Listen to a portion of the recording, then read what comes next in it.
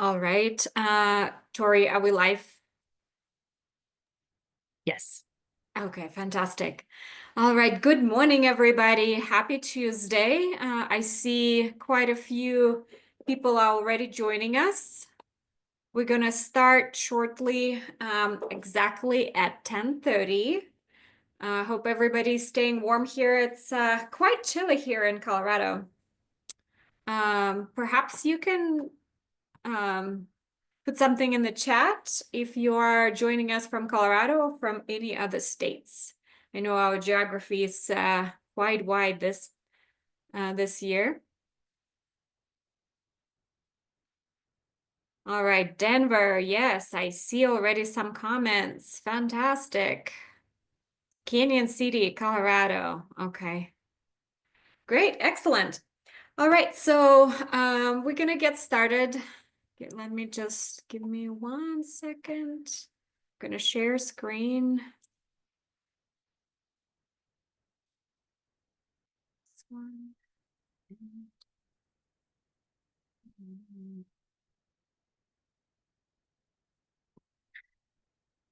All right. Hello, everybody, and welcome to the World Trade Center Denver Trade Briefing. My name is Tanya Arndt, and I'm a director of programs here at World Trade Center Denver. We're so thrilled to launch this series to provide timely insights on global trade policy, key trends, and best practices. For those of you who are new to World Trade Center Denver, our mission is to help businesses navigate the complexities of international trade through education, connections, and resources. The main goal of these briefings is to inform and offer a variety of perspectives from different trade professionals, industries, and angles so that we can all make better decisions and stay prepared in this fast-changing trade landscape. These sessions are recorded, and the recordings will be sent out shortly after each briefing. So if you miss it or you have to drop out, don't worry about it. As I said, you will receive a recording. But make sure to register to the next one because we only send the recordings to those that are registered. The format is 30 to 45 minute briefing, followed by 10 to 15 minutes Q&A session. The next briefing will be on March 11th, as you see here on the screen, will be presented by Kate Rayer through Green Worldwide Shipping.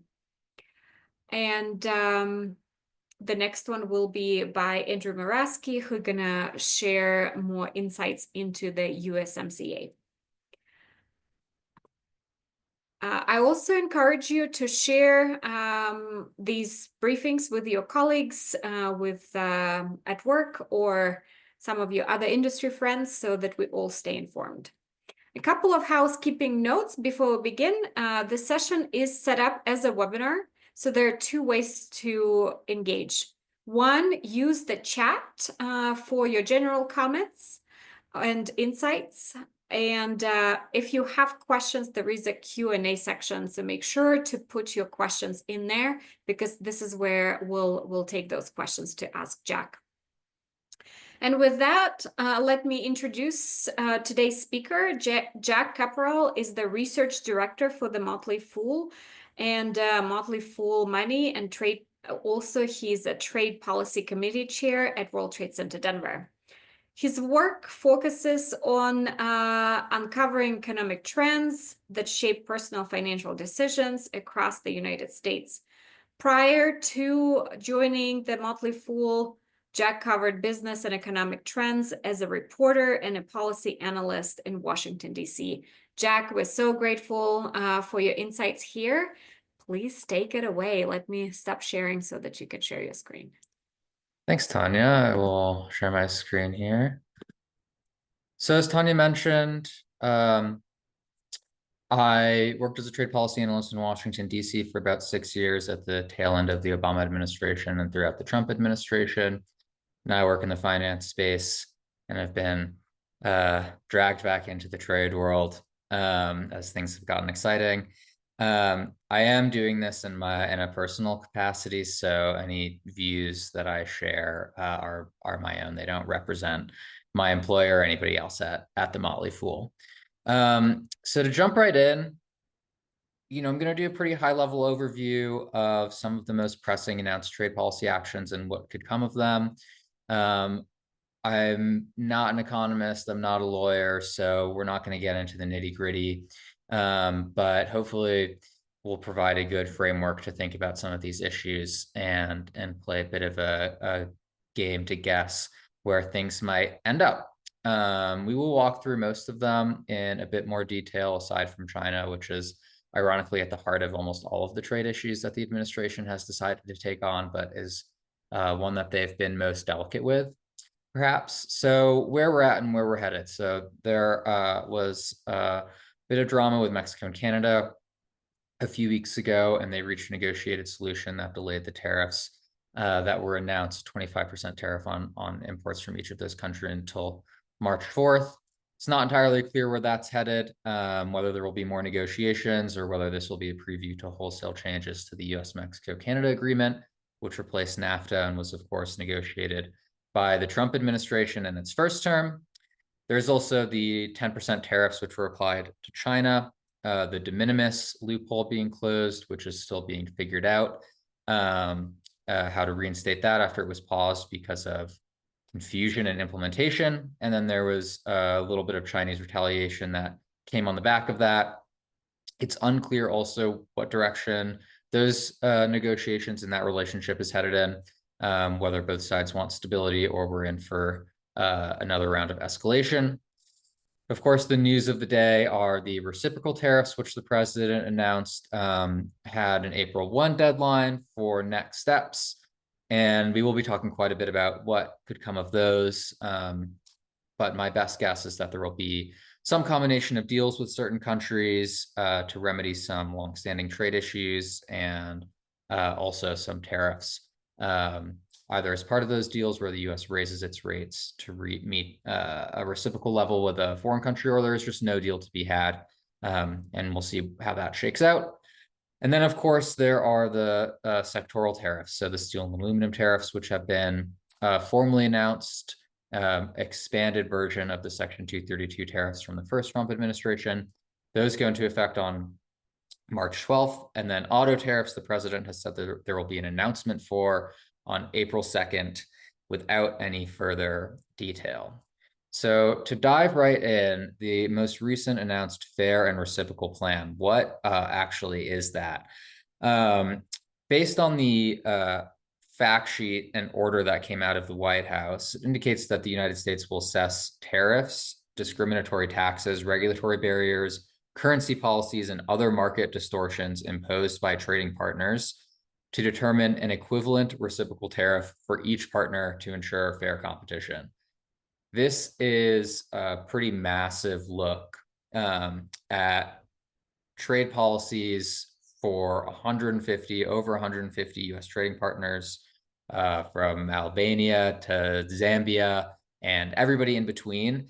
It is a huge undertaking, and it's not entirely clear to me what the process actually will look like in terms of the bureaucracy and in terms of how agencies are going to come up with a monetary value for all of the different trade barriers that the order requires that they look into. It's not clear to me how they'll do that within the prescribed timeline.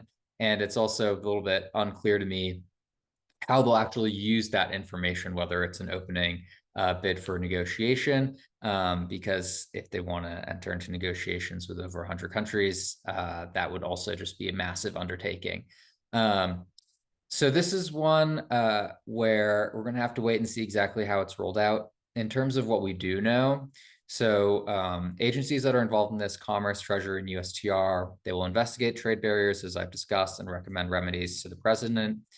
There will be a 180-day assessment to analyze the fiscal and regulatory impacts before any of those recommended remedies are taken into effect.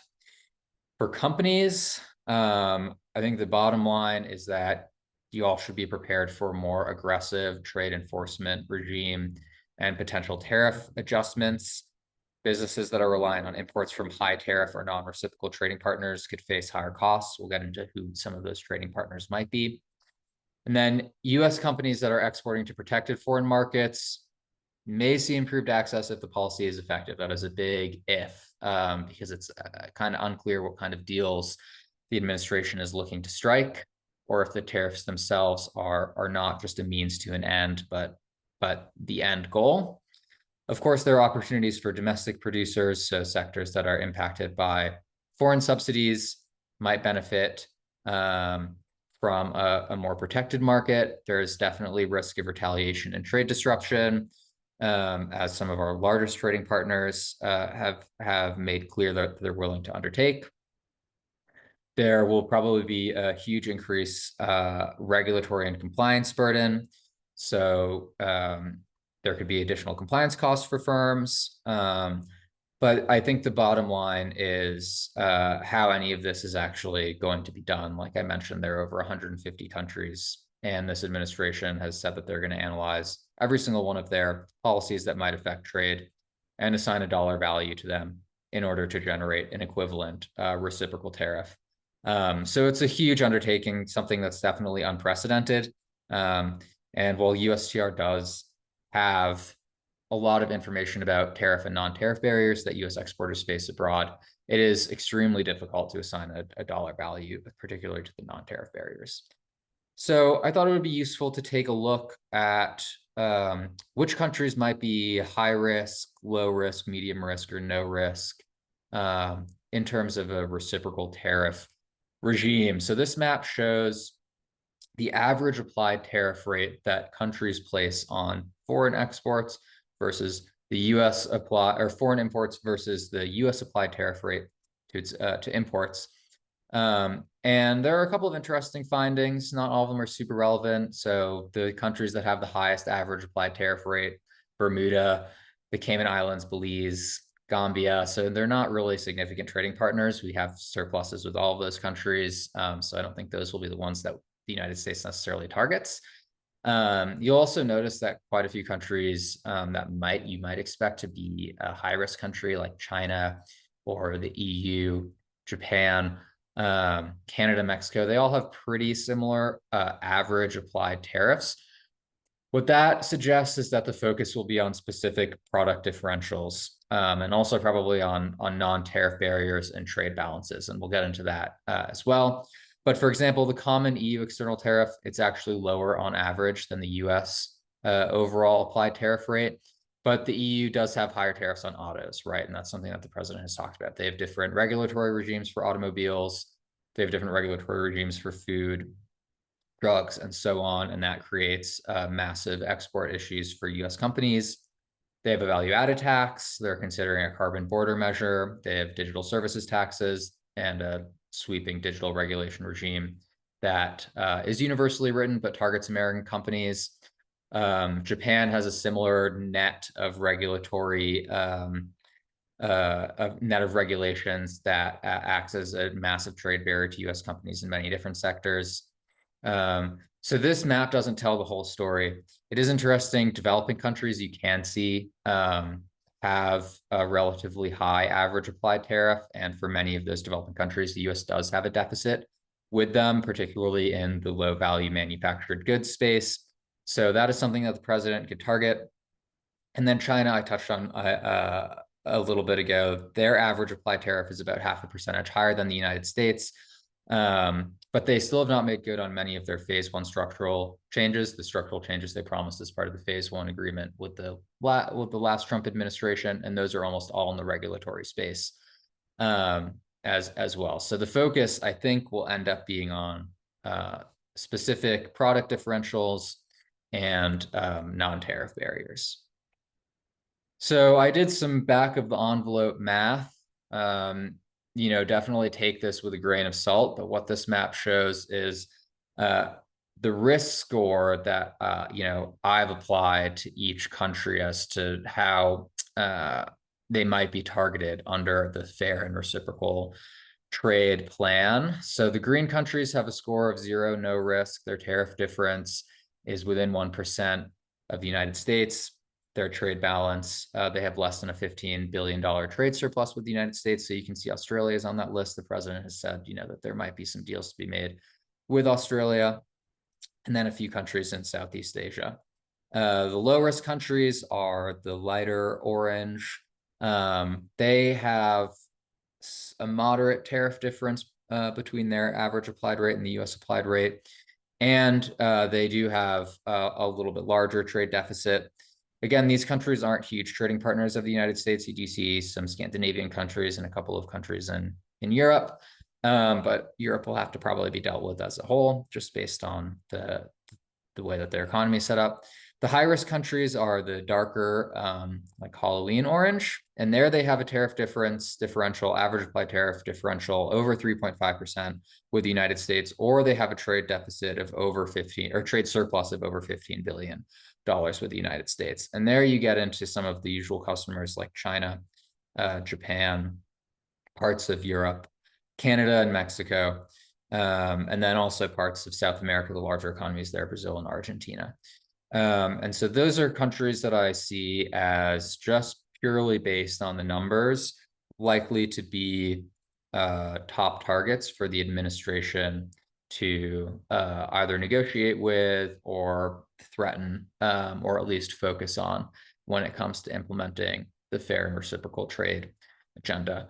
The very high risk categories score 4. They have a tariff differential of over 3.5% and also a large trade surplus with the United States.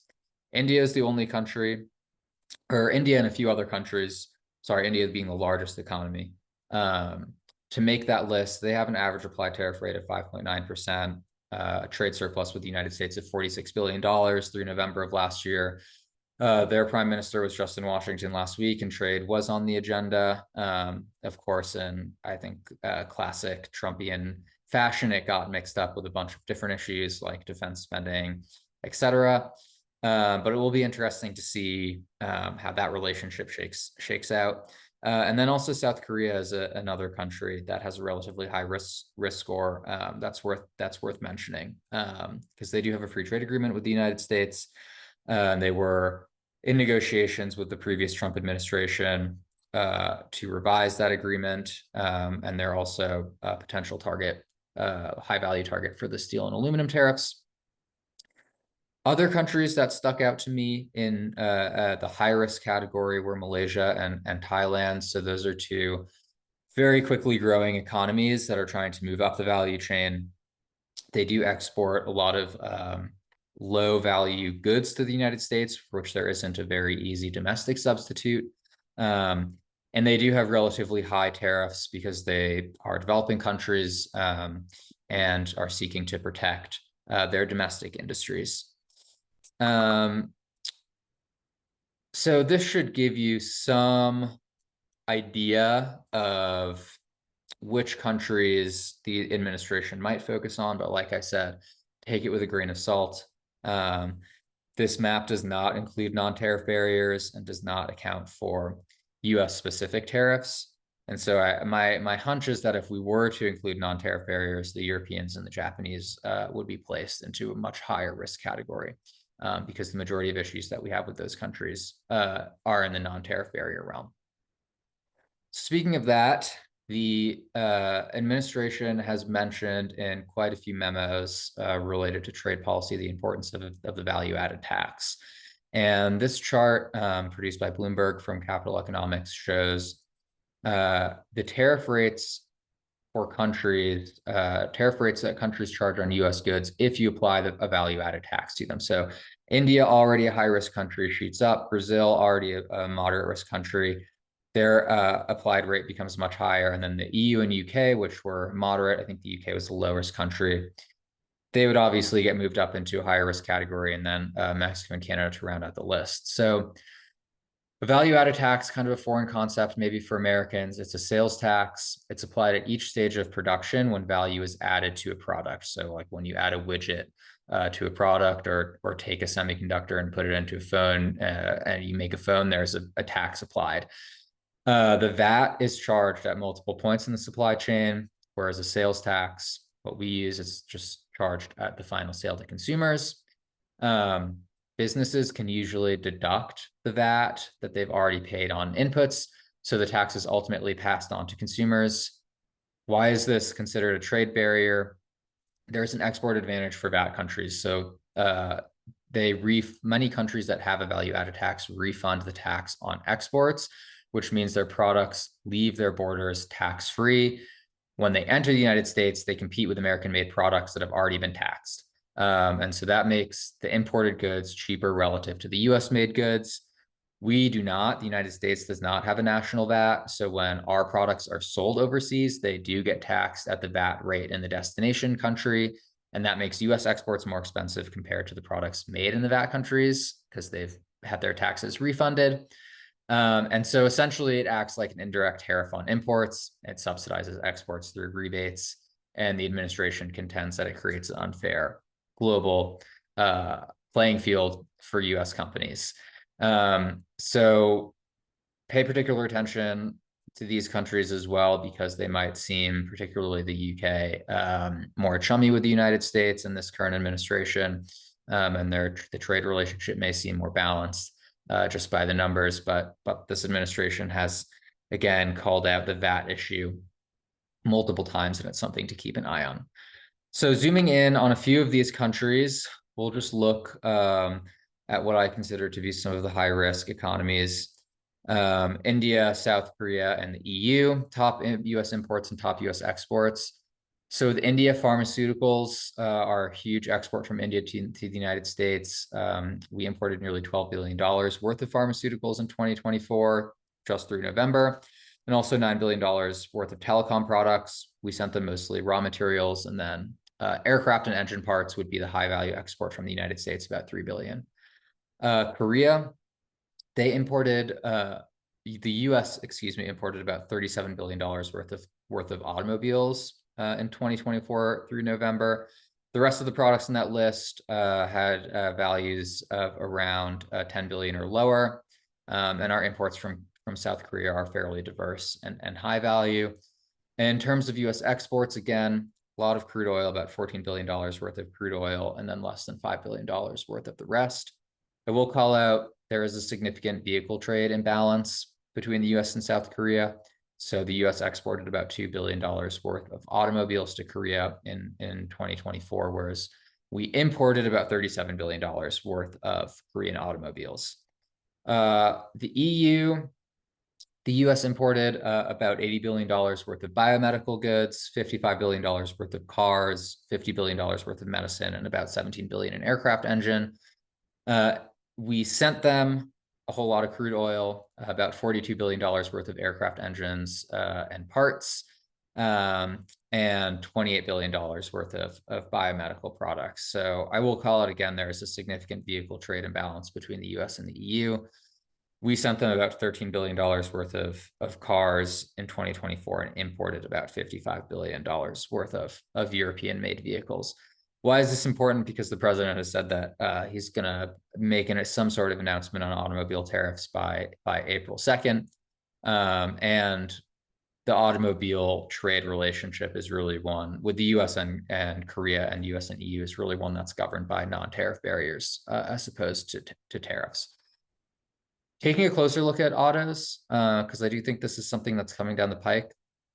These two graphs show on the left, imports as a share of US vehicle sales by automaker. So you can see European and South Korean automakers have the largest share of imported vehicles.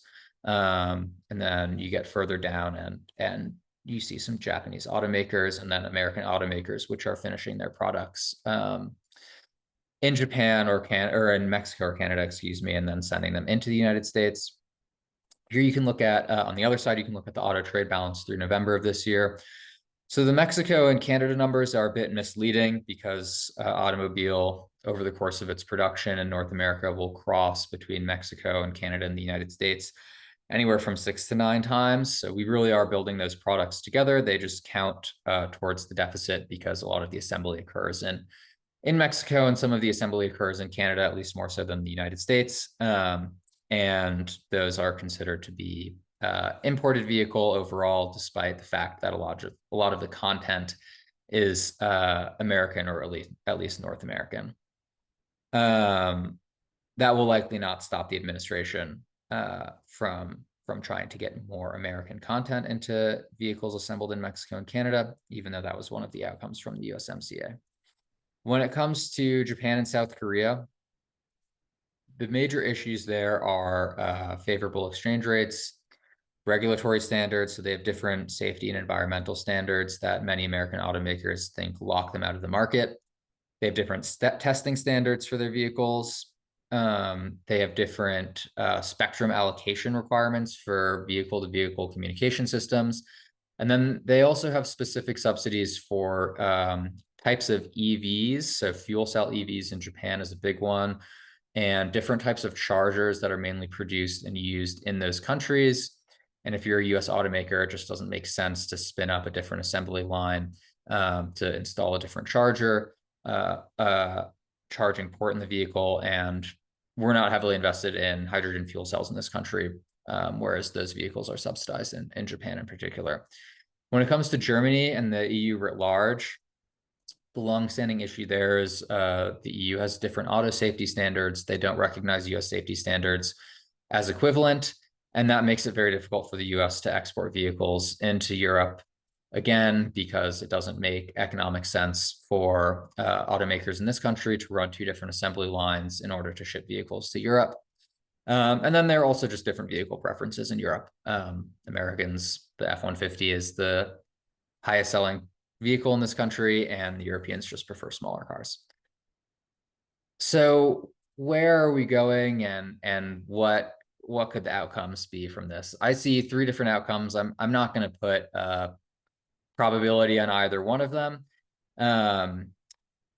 just because it's really hard to tell, because this undertaking is unprecedented. The first outcome is things really kind of fall apart, and the United States decides to impose really aggressive tariffs on our major trading partners, which sets off a cycle of retaliation.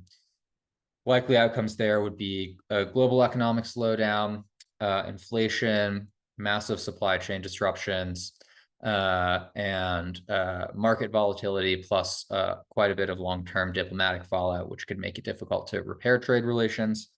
I think the middle outcome is that the United States decides to take a more targeted approach to address the largest trade imbalances. That could result in some successful negotiations, because the administration would be biting off more than it could chew, and is able to really be particular and target its efforts. This could have a mixed business impact depending on the success of the negotiations and just how targeted its efforts are. Supply chain exposure for particular products would definitely be a large issue for businesses. You could see trade diversion, so companies opting to switch up supply chains in order to avoid trade actions. And depending on the countries and products that are targeted, there could be moderate inflationary pressure and some diplomatic fallout, but because this would be more targeted action, it would be more manageable. The third potential outcome is a large kind of global renegotiation of tariff rates.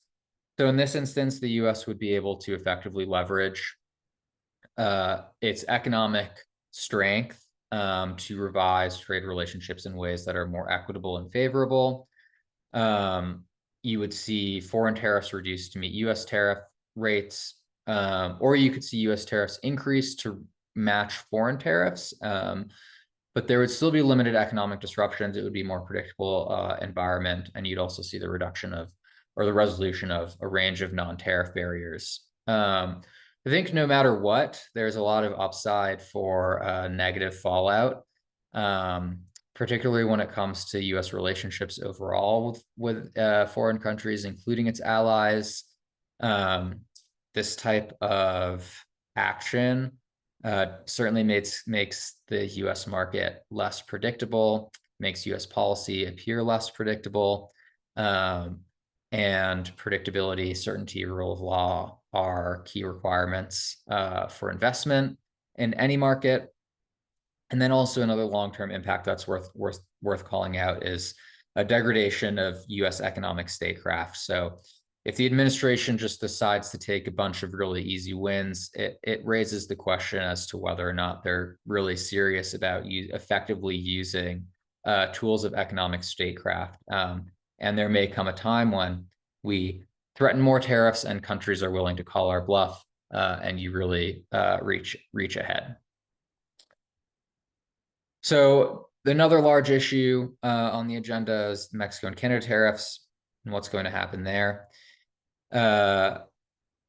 This current state of play is that Mexico and Canada will be hit with a 25% tariff on March 4th if the Trump administration determines that the immigration and fentanyl crises have worsened as a result of inadequate action from both governments.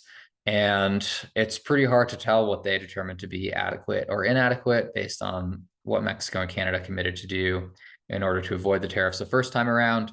They announced policies in Canada's case that they had already announced, and Mexico announced policies that it had previously taken. So it's not entirely clear to me what type of deal the administration is looking for. Again, three different scenarios that I see here. If the administration decides that neither country has taken sufficient action and a deal isn't to be had, you could see the 25% tariffs being imposed, and that could lead to a total unraveling of the U.S.-Mexico-Canada agreement. It would obviously be in breach of that agreement, and could open up the potential for full withdrawal from the agreement, particularly if retaliation occurs. You could see the United States saying that they are not satisfied with what Mexico and Canada have done, and restate the tariff threat and maybe impose targeted tariffs. That would create a kind of standoff situation and perhaps buy more time for more negotiations down the road, but could still lead to some targeted trade action. Or the third outcome is that there really is truly enhanced border cooperation from the tariff threats. The administration leverages them well. And again, it's unclear what the administration would see as a win, but they may just want to take something that they can say that they can tout as a win to the media and move on. In terms of economic impact from this, it's difficult to understate it. U.S. tariffs, the 25% tariffs, it would reduce U.S. GDP growth by about 25 percentage points, and that would increase if retaliation were to occur. The U.S. would experience about 200,000 lost jobs. This is based on economic analysis done by Brookings, I believe. And those job losses would spike to 400,000 in case of retaliation. Wages in the United States would decline by less than half a percentage point. Exports to Canada and Mexico would decrease by about 6%. And the tariffs alone are projected to cause inflation in the United States increase by about 1.3 percentage points, which is fairly significant given where inflation currently is and what the Federal Reserve has been trying to do to tamp that down. The economic impact for Mexico and Canada would obviously be more severe given that they have a larger share of trade with the United States than we do with them, and suggest that they would see GDP reduction of over 3% and potential recession, depending on how long the tariffs are in place. So the stakes are fairly high, and it's not entirely clear what the administration wants to walk away with. Looking at the steel and aluminum tariffs, this was a fairly, that the administration announced, this was a fairly dramatic expansion of the Section 232 tariffs that were previously announced and imposed in 2018. So the most recent order from last week revokes previously negotiated country-specific exemptions and quota arrangements that were negotiated as a result of the original 2018 tariffs.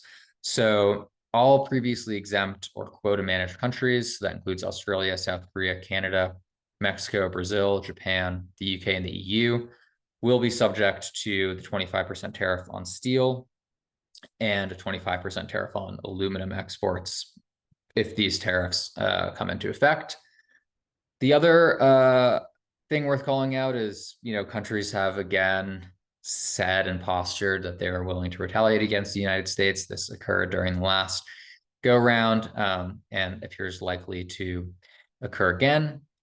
The last time we also had product exclusions. This order eliminates those product exclusions. It eliminates the process for granting product exclusions, and it also creates a process for product inclusions. So by May 11th, the Commerce Secretary has been ordered to establish a process that allows U.S. steel and aluminum producers and industry associations that represent them to request additional inclusion of derivative products under the tariffs. And they have to show that there are rising imports of those products and they pose a threat to national security.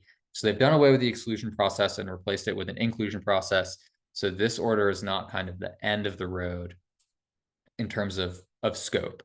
And the final thing to call out for the new executive order versus the old one is the old order did not cover derivative products, whereas this order promises to. They haven't published which products will be covered. So stay tuned for that. What happened last time in terms of economic cost, research estimates that the 2018 tariffs cost 75,000 manufacturing jobs. There were additional losses from retaliatory tariffs imposed on non-steel U.S. products. For comparison, in 2018, sectors that used steel in the U.S. economy employed more than 12 million people. That is, whereas people who work in steel making in the U.S. economy are a fraction of that. And I think the other thing to keep in mind is that the unilateral tariffs on our allies and major import partners doesn't solve the root of the problem, which is Chinese dumping and overcapacity. That's just creating massive downward pressure on commodity prices around the world. This is a policy that isolates the United States and at a time when there's a need for coordination. Just looking back at what happened in 2018 when the tariffs were imposed and where we're at now in terms of steel capacity utilization. Currently, steel capacity is at around a 10-year low, so there is possibility to ramp up. I think we're at around 70% of steel making capacity utilization. So the tariffs might give domestic producers more pricing power and the ability, and that might boost their profits over time. But you'll see in 2018, we didn't reach 100% capacity utilization. Of course, the tariffs were short-lived as the administration sought to strike deals, but it's unclear exactly what the net effect in terms of the domestic steel industry will be for these tariffs. Don't have a chart for this year, but aluminum tariffs wouldn't lead necessarily to more aluminum production in the United States without massive investment into production and electricity. There is a reason we import a ton of aluminum from Canada. It's because they have low-cost hydropower that powers their aluminum industry. And in the United States, there's not really any dormant, cost-efficient domestic aluminum capacity. It just doesn't exist. So the domestic substitution there will be more difficult than in the steel industry. These two charts on the two donut charts show the share of import versus domestically produced steel. They're sourced from the U.S. Geological Survey. And as you can see, we have a much higher reliance on aluminum imports than steel imports. And then the bar charts on the other side show the most impacted sectors of the economy. So obviously you see transportation, packaging, and building when it comes to aluminum. Those packaging in particular is a highly sensitive sector. Transportation factors into both steel and aluminum. So building a car takes about half a ton of steel. A 25% tariff on steel could increase production costs for a vehicle to over $1,000. And when it comes to construction, obviously, steel is a huge impact there. Caterpillar, it was reported that they bumped up prices in 2018 to make up for more than $100 million in extra costs, which they attributed to the steel tariffs in 2018. And given our current imports of steel and aluminum, S&P projects that new tariffs would represent about an $11 billion tax increase on importers of steel and aluminum. And the last time around, almost all of that cost was passed through to consumers. So these are industries that are highly reliant on imports and also highly sensitive to inflation. Rounding out the steel and aluminum information, because the administration has said that they will target derivatives, I thought it would be a good use of time to look at where we get some of these derivative products from. So aluminum, you can see we don't actually import a whole ton of derivatives. Most of it is unwrought, and a massive amount of it comes from Canada.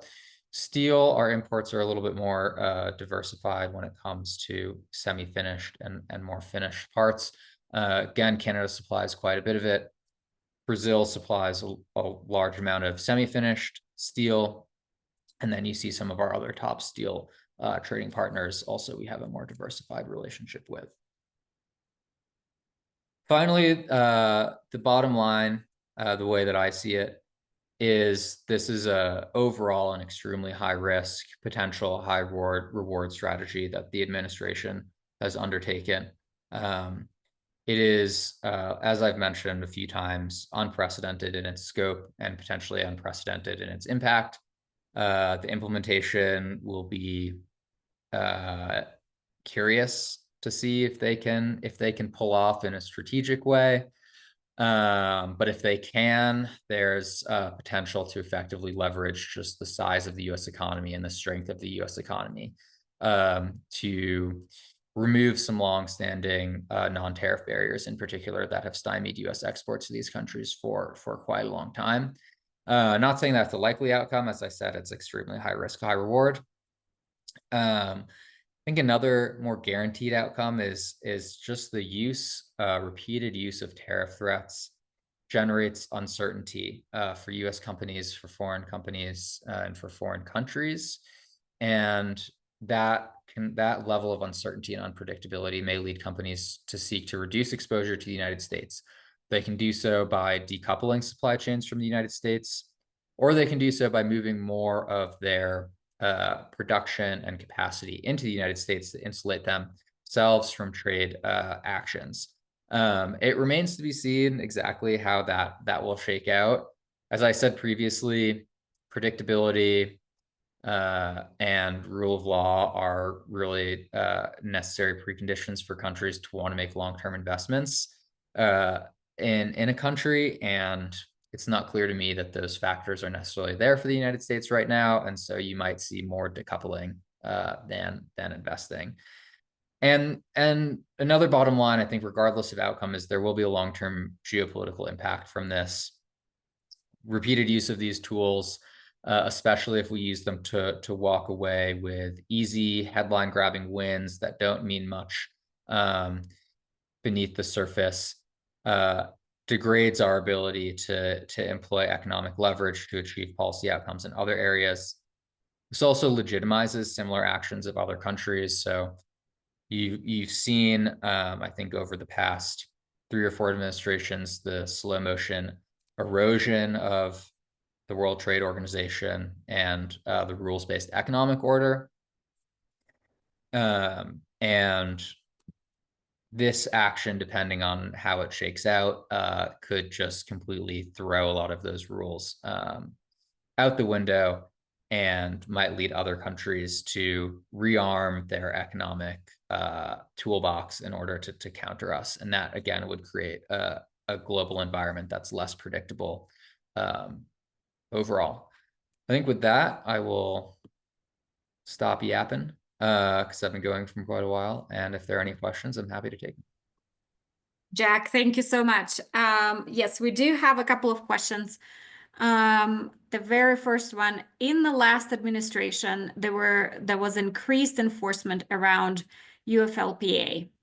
Will that likely continue for the next 4 years, or has the current administration taken a step back from that to focus on other trade initiatives? It seems to me like the current administration has taken a step back from it. It hasn't been mentioned. Forced labor has not come up in any of the memos or the orders and discussion of a what they would consider to be a non-tariff barrier. It is certainly a law in the books that the administration could use to punish China, but it doesn't seem like a focus to me at this point. And any action I think that they would take towards China would just be taken out under 301, which just gives them much broader ambit. Thank you, Jack. For everybody, please add your comments again to the comment section, to the chat, or add your questions to our Q&A section. We just got another question. There are writings that BIS has put new export licenses on hold without action submitted since February 5th. Any further insights to the concerning issue? No, I had heard that they had put export licenses on hold. I imagine they're trying to get their ducks in a row, because that's a complicated issue that the Biden administration, there was just a lot of evolution on, and they might just be taking some time to figure out exactly what they want to do, but I don't have any intelligence on that. Thank you, Jack. We just got another question.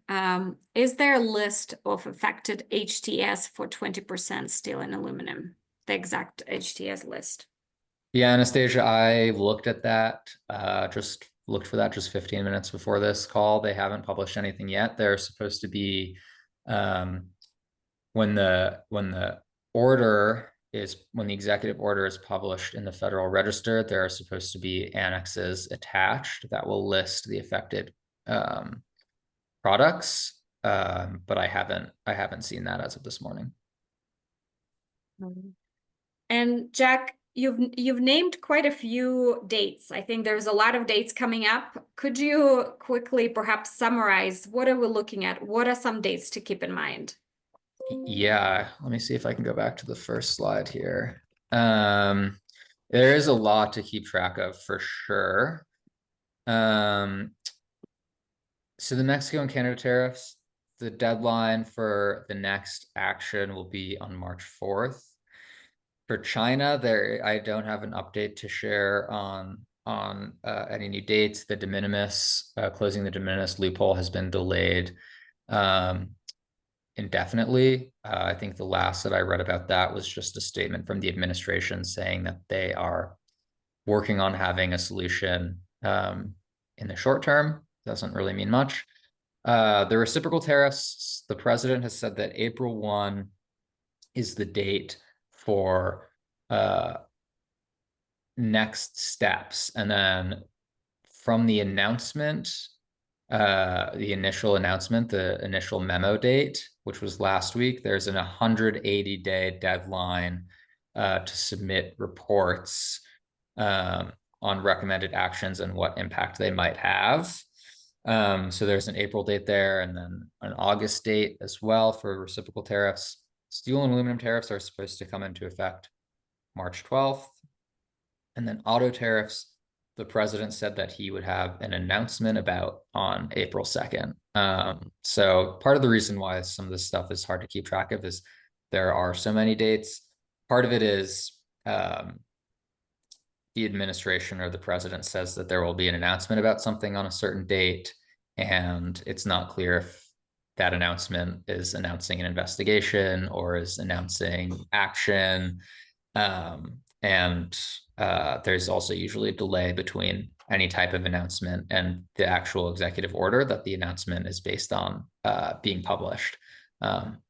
So yeah, it's a lot to keep track of. A lot to keep track of, but yes, we'll do our best to make sure that we provide these briefings to keep you updated and informed. We just got one more question, and I think we're going to be closing off. For China products that already has 25% duty rate, now it's going to be 25% plus 10% or just 10%? Yeah, Anastasia, my understanding is that all of these tariffs are on top of existing tariffs. So something that was already hit with a 25% tariff and is subject to 10% would have a rate of 35%. Great. Thank you so much, Jack. If all of you that you are still on the line, members and non-members, send your comments, thank yous in the chat. Again, this is a webinar format, so the one way that Jack can see your comments would be in the chat.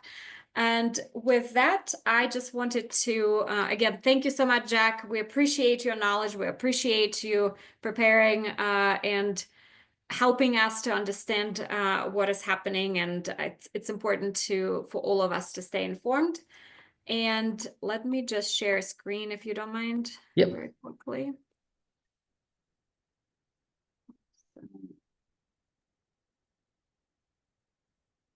All right.